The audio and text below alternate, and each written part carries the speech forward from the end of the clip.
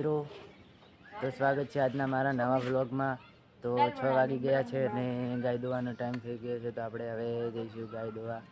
તમે જોઈ શકો છો. હા, ગાય છે તે હવે દોવાની.